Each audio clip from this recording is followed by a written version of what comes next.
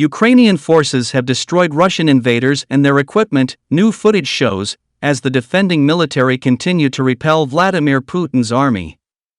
Footage shows artillerymen of the Ukrainian land forces, in cooperation with the paratroopers, firing shells and missiles onto a field full of Russian soldiers and their equipment.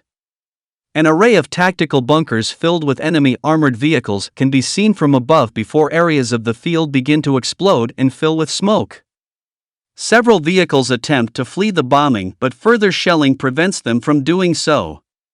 This is the latest blow for Vladimir Putin and comes at an inopportune time ahead of Russia's Victory Day celebrations, which are due to start at 10 a.m. MST today.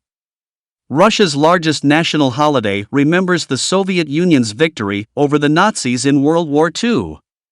Putin has repeatedly likened the war in Ukraine to the challenge the Soviet Union faced when Adolf Hitler invaded in 1941. His primary reasons for invasion pertain to the denazification of Ukraine, a claim that has been repeatedly refuted by the defending nation. Meanwhile, Russian forces bombed a village school in eastern Ukraine, killing around 60 people, Ukrainian President Volodymyr Zelensky said yesterday. In his nightly address, Zelensky said, as a result of a Russian strike on Bilohorivka in the Luhansk region, about 60 people were killed, civilians, who simply hid at the school, sheltering from shelling.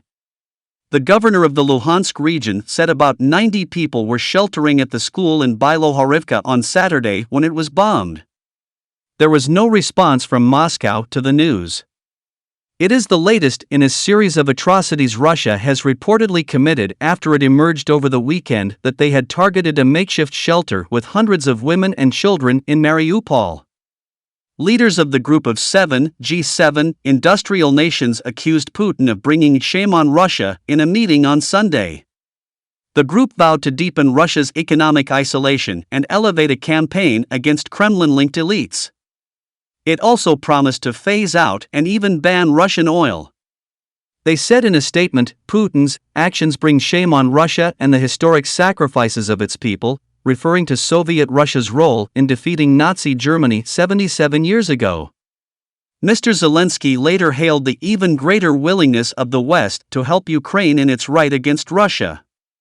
He said, "The main thing I felt today was the world's even greater willingness to help us. It is clear to the whole free world that Ukraine is the party of good in this war. And Russia will lose, because evil always loses." Putin will preside over a parade in Moscow's Red Square today of troops, tanks, rockets, and intercontinental ballistic missiles later today. He will make a speech that could offer clues to the future of the war, though he will be unable to announce victory in Ukraine after repeated Russian failings. Supersonic fighters and strategic bombers are expected to engage in a flypast over the 9 domes of St. Basil's Cathedral as part of the celebrations. And for the first time in 12 years, the Il-80 Doomsday command plane, which would carry Russia's most devastating missiles in the event of a nuclear war, is reported to be joining the parade.